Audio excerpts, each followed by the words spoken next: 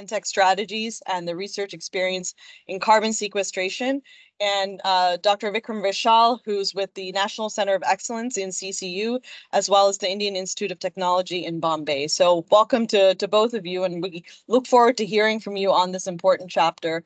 Again, a huge thanks to our funder for this book, the State Department Bureau of Energy Resources, for both funding this book and all of the associated technical assistance. Pam and Vikram are not going to get into super detail of chapter 4. So if you have any other questions on this topic, highly encourage you to take a look at the full text of chapter 4, which is available on our website. The link is here.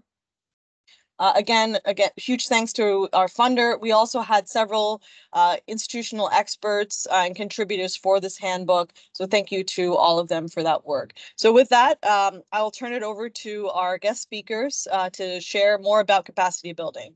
Thank you. Thank you, Priya.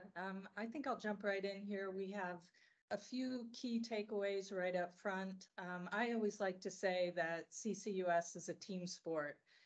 There's just many different people that need to be engaged in capacity building to make these projects happen, anywhere from policymakers and regulators to project developers and communities. So when we're talking about building capacity, we're talking about the process that can take many different forms of developing and improving the different skills and the different knowledge and the different resources that really are needed to build these networks, these teams, to advance CCS projects in the industry as a whole. Vikram? Yeah, thanks. So capacity building can be done through a number of approaches, which includes knowledge transfer, training, workforce development, internships, and research. Since the CCUS technology is generally not widely well known, the engagement in capacity building activities could benefit just about anyone working directly or tangentially in this field. There are different case studies that we have discussed in this book, which includes some from US, Norway, and also from the Indian case study on the DST-sponsored National Center of Excellence in CCUS. Next slide, please. So the CCUS workforce need to be understood. It's an emerging industry, and that has the potential to create many high-quality jobs, and that will be important part of a more sustainable global energy sector. So while a number of skills are needed for CCUS, and that are transferable from other industries, CCUS includes specific considerations needed for retraining of the existing workforce or the next generation CCUS workers. The emerging CCUS industry has the potential to create many quality jobs and be an important part of a more sustainable global energy sector.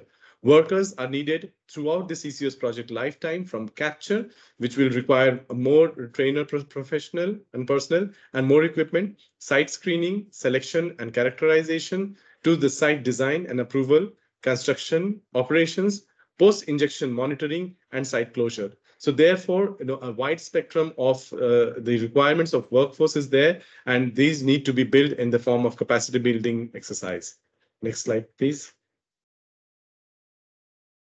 So a range of both technical and non-technical roles will be required for these projects. So this can range from construction and engineering to public engagement, project management, all the different types of roles that were listed on the previous slide.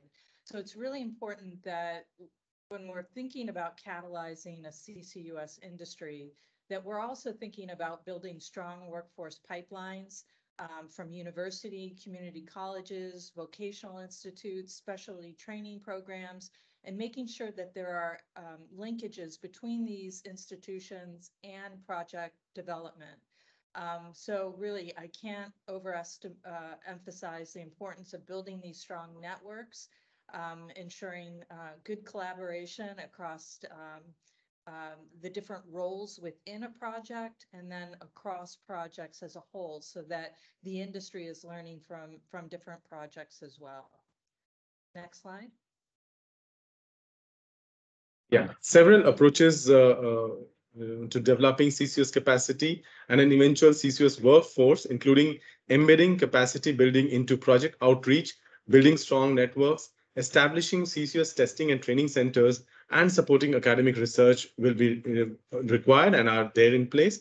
One such case study is with the Indian National Center of Excellence in CCU, which is supported by the Department of Science and Technology of the Ministry of Science and Technology, which is a multidisciplinary long-term research, design development, collaborative and capacity building hub for state-of-art research for CCUS. Particularly in the South Asian countries and the emerging economies, it becomes really important to look forward to novel, low-cost and sustainable and scalable methods for CO2 capture, and further can be scaled up in different industries as we continue to evolve and grow. So while we are building strong networks, we need to look for collaboration and communication across all the roles that are required for CCS projects. And further, these national centers and the training centers are become important to offer the opportunity to test and advance the CCUS technologies by providing this platform for cost-effective testing and development. And therefore, there are examples around the world which are also, these centers are acting as advisors and knowledge partners to multiple industries, as well as the government, the policy-making bodies, for making the policies that will drive the CCUS in the further direction. Next slide, please. So two really important capacity building approaches. They include supporting academic research and developing focused training experiences and career networks.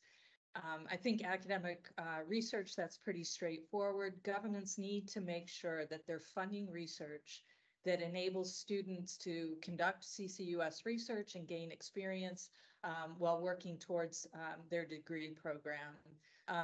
Then the focused training experiences and career networks, these really get students and young professionals out of the lab. It gets them out of their individual role, and it focuses on bringing people together that are working on different aspects of CCUS together so that they can see the big picture, perhaps visit field sites and learn from one another. So the example we have here is the U.S. Department of Energy funded REX program, which I founded 20 years ago.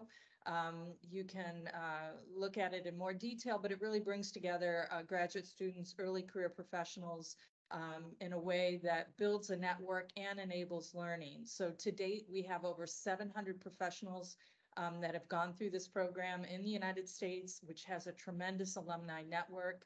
And many of them are leaders in this field, including Dr. Vishal from 2011. So it's a model I encourage countries to consider. Next slide, please. So investment in research, development, and deployment directly supports the decarbonization strategies. It reduces costs, increases efficiency, lowers risk, and reduces the environmental impacts for CCUS. RD&D activities can also assist with speeding up the integration of CCUS components and are important for capacity building.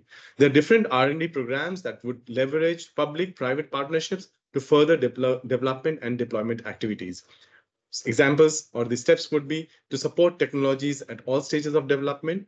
Commercial success requires assisting the technologies through all stages of development and building on each experience toward increasingly larger scale and more efficient projects. CCUS RD&D should support technology from first of a kind to next of a kind so that the private sector can leverage cost reductions from experiential learning to widely deploy CCUS on a commercial scale.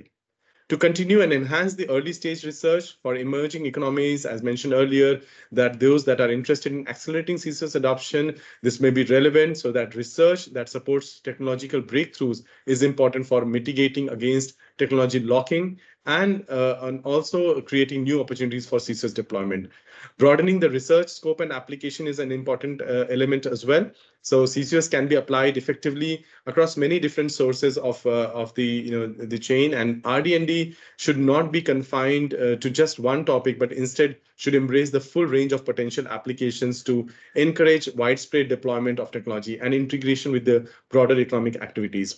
We'll break it down into different verticals here. So RD&D for CO2 capture. So expanded research is needed for the capture, and that's essential to reduce the cost and improve performance as carbon capture is applied to, let's say, fossil power generation and manufacturing industry.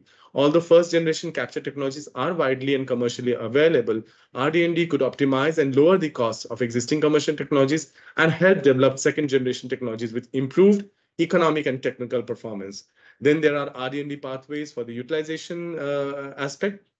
So enhanced oil and gas recovery always remains as a viable and economic option for long-term CO2 storage. Many large CO2 emitting sources are not located suitable to suitable EOR fields, and therefore RD&D opportunities exist for carbon use and reuse with laboratory-supported research by providing technological mechanisms for utilizing the carbon dioxide and have the potential to provide economic benefits by creating new export products, or rather the green products as well. Then there are the R&D that is needed for transport. It's a fairly mature activity, but nonetheless can benefit from undertaking the research that can focus on improving the safety, lowering costs, discovering new routes, and optimizing modes. Research into new materials is also an area of opportunity that can result in significant cost reductions and increased transportation safety. Then comes the aspect of RD&D for CO2 storage. So undertaking subsurface injection of carbon dioxide requires a detailed understanding of storage processes and local geological conditions. An advancement in research is needed to improve upon the commercial site characterization techniques, advanced computational tools for handling large volumes of data, and improved monitoring systems. Apart from these, there are the R&D opportunities for the cross-cutting areas. So these expenditures in basic science can catalyze innovations and breakthroughs in CCS technologies. Support for market and integrated analysis can assist countries in understanding how CCUS and other strategies can contribute to decarbonization goals and then determine the cost-efficient solution pathways. Next slide, please.